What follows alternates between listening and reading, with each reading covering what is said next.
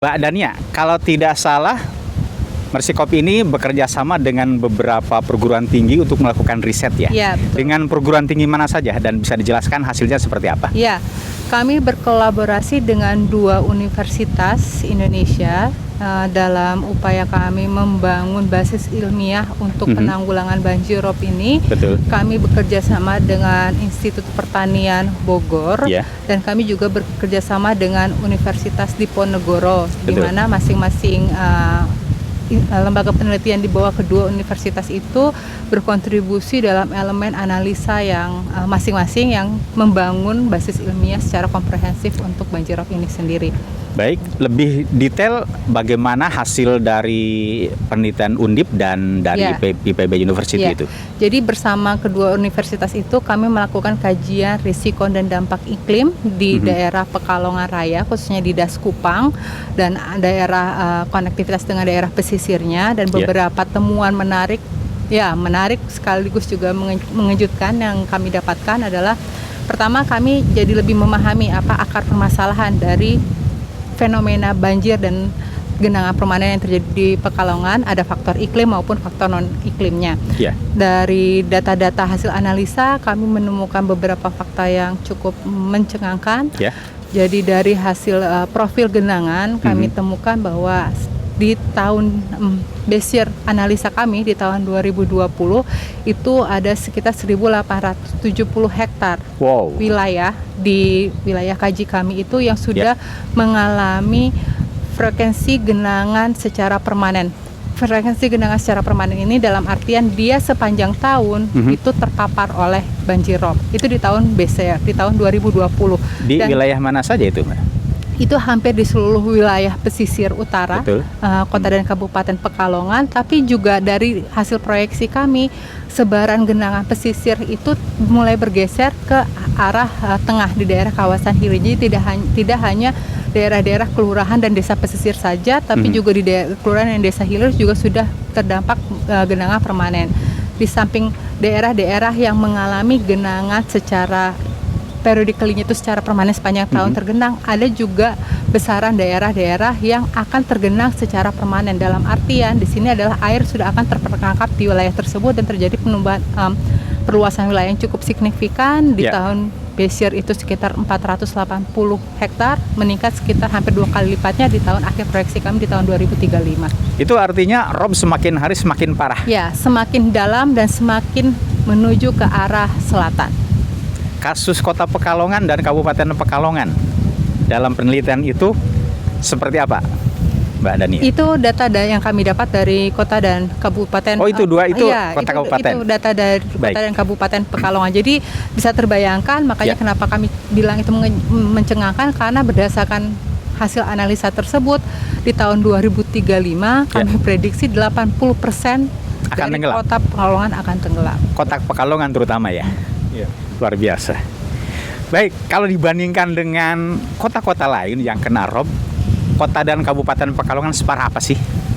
Ya, ini saya sebenarnya tidak suka ya melihat mana yang lebih parah atau yang tidak terlalu parah, kan semuanya parah. Tapi tidak suka, tapi harus dijelaskan. Ya, tapi memang itu harus fakta yang memang mau tidak mau harus kita terima adanya, bahwa kita bisa katakan kota dan kabupaten Pekalongan itu untuk Pantura Jawa Tengah lah, sebenarnya saya katakan itu termasuk salah satu yang paling parah terjadi, karena beberapa faktor ya, mungkin karena memang istilahnya sudah mulai berkembang wilayah pesisirnya, tapi juga penanganan itu bisa dikatakan tidak secepat daerah-daerah lain untuk dilakukan. Jadi ketika kondisinya sudah sangat parah sehingga beberapa kawasan itu sudah sulit untuk dipulihkan kembali, pemahaman dan perhatian kita terhadap isu banjirop ini secara lebih komprehensif itu baru terbangun, khususnya untuk wilayah kota dan kabupaten Pekalongan. Jadi bisa dikatakan Pekalongan itu sudah mengalami genangan banjirop itu dari tahun 2007.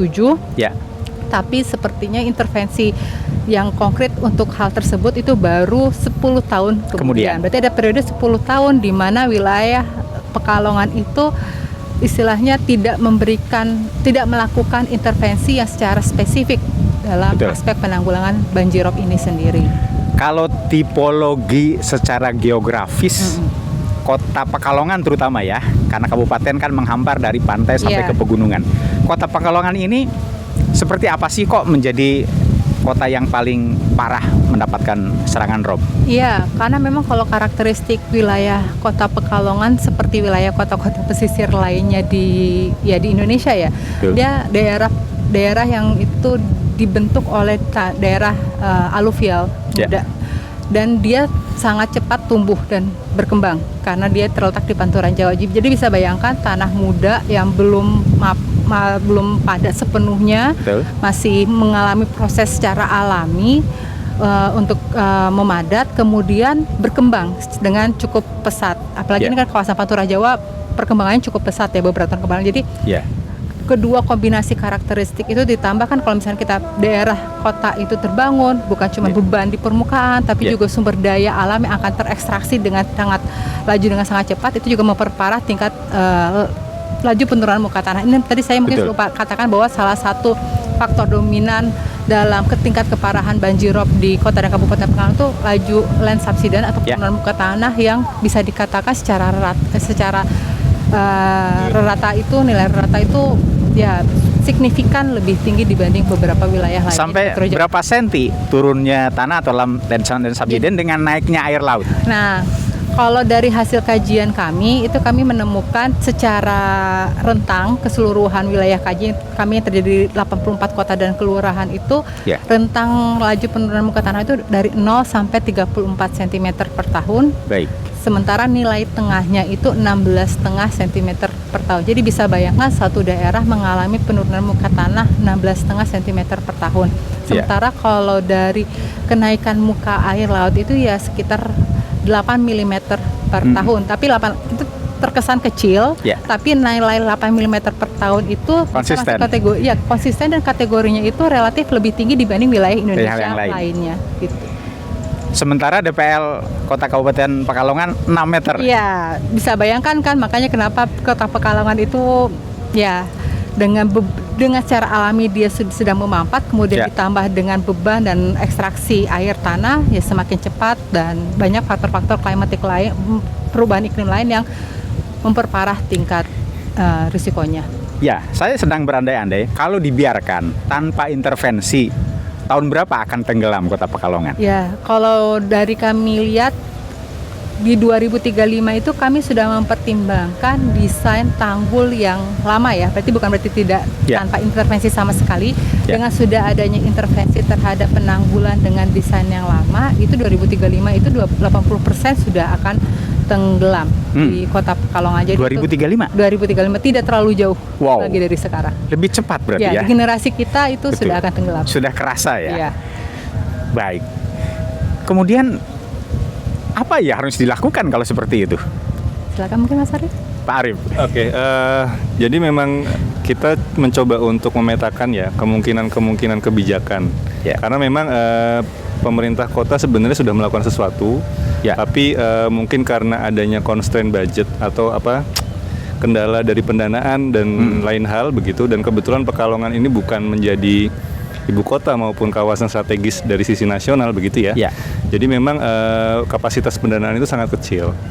Nah, kemudian kita juga mencoba untuk mengeksplorasi kira-kira ada nggak ya potensial funding gitu ya untuk kegiatan pencegahan resiko iklim seperti ini.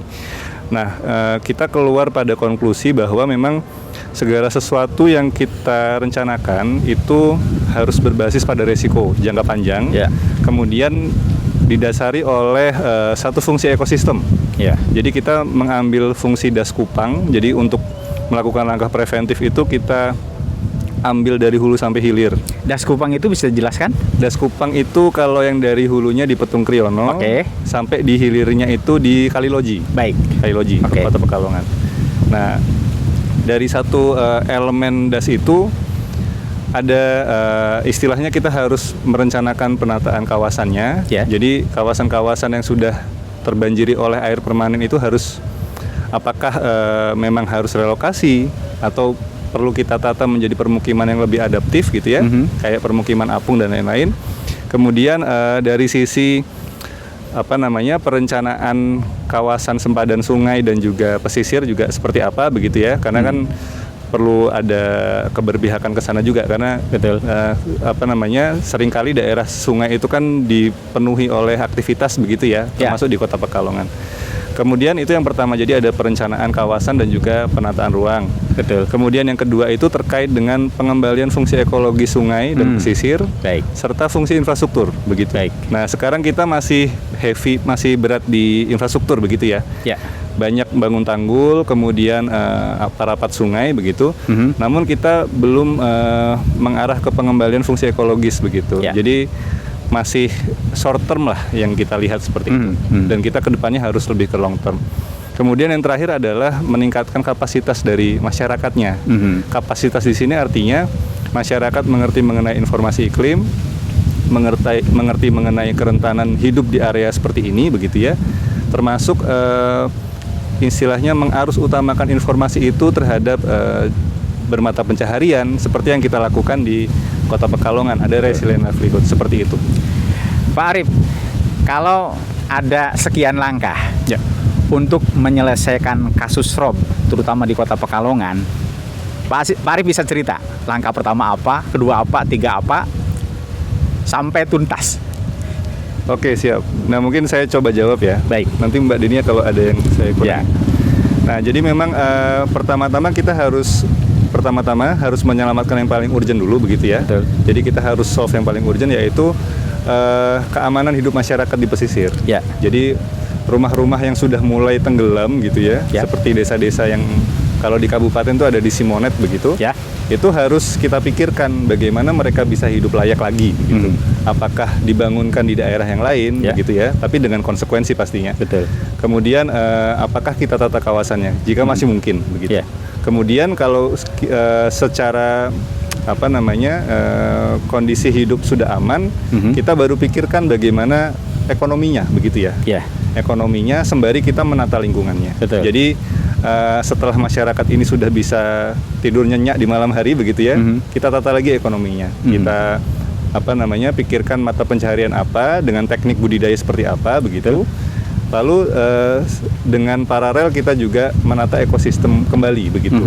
Mungkin perlu ada teknik-teknik khusus konservasi karena kita nggak bisa sembarang menanam mangrove di area yang sudah seperti ini begitu ya. Jadi kita perlu ada inovasi teknik lagi. Seperti itu Pak. Jadi mulai dari step yang paling urgent. Baru 2 langkah Pak Arief. Oh baru 2 langkah ya? Iya. Monggo Mbak. Ditambahkan. Setelah aman dan ekonomi, apalagi untuk menuntaskan rob? Kalau tadi kan sifatnya tadi Mas Arief sudah jabarkan terkait upaya-upaya yang sifatnya kita responsif terhadap kejadian banjirobnya ya.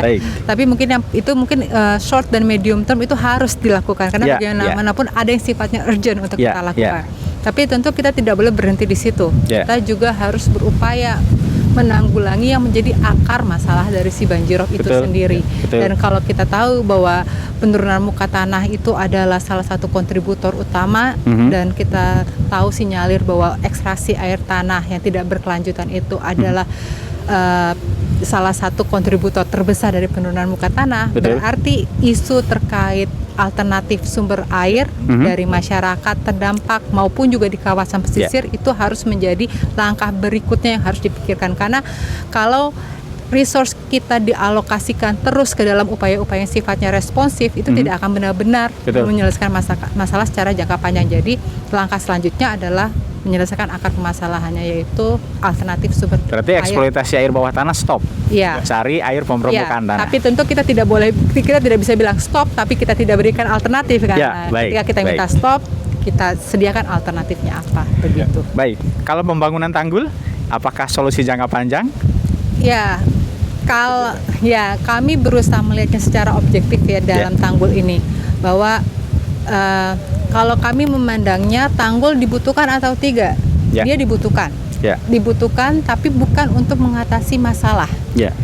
Istilahnya tanggul itu menahan sementara, memberikan periode waktu untuk kita memiliki ruang dan waktu untuk mengatasi masalah daerah di belakang tanggul, untuk melakukan tadi yang Mas Arief sampaikan. Langsung ketika tanggul itu kita bangun, kita punya waktu untuk istilahnya apakah kita membangun kampung itu secara lebih adaptif atau kalau memang sudah sulit kita relokasi, karena kita tahu yang namanya intervensi struktural itu pasti ada lifetime. Dan apakah lifetime dari intervensi struktural itu juga sudah mempertimbangkan laju penurunan muka tanah yang juga akan membuat lifetime-nya akan jadi semakin singkat. Jadi kalau saya melihat dan kami melihat tanggul itu dibutuhkan untuk memberikan periode jeda bagi kita untuk misalnya keroyokin daerah itu supaya bisa lebih berketahanan. Jadi bukan kemudian tanggul lalu aman selamanya begitu.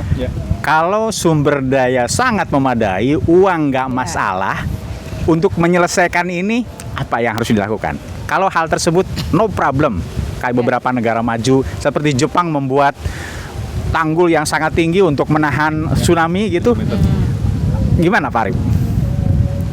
Kalau sumber daya memadai dan tidak masalah, pokoknya sumber daya bagi uang, tenaga, teknologi itu tidak masalah. Untuk menyelesaikan Rob ini apa yang bisa dilakukan? Ya agak tricky ya. Maksudnya memang ini kembali ke visi ini ya. Pekalongannya mau jadi apa gitu. Maksudnya itu menyangkut kepala daerah dan juga elemen instansi di bawahnya begitu. Nah, apakah Pekalongan ini mau dibangun seperti itu? Maksudnya kota dengan segala struktur yang masif, tapi kemudian akan mereformasi sistem penghidupan warganya. Betul. Yang mana itu menjadi logo Kota Pekalongan selama ini ya, ikan dan batik dan ada melati juga begitu kan. Nah, kembali ke situ sih. Kalau memang arahnya ke sana, maka memang kita harus menyiapkan roadmap transformasi budaya itu ya, secara menyeluruh dan ada step-stepnya, dan itu nggak mudah menurut saya. Asumsinya ini rekomendasi dari Mercy atau mungkin Pak Arif secara pribadi ya. Ketika seluruh sumber daya itu betul-betul memadai dan betul-betul bisa menyelesaikan Rob dengan cara ini gitu. Apakah dibangun Great Wall atau apa?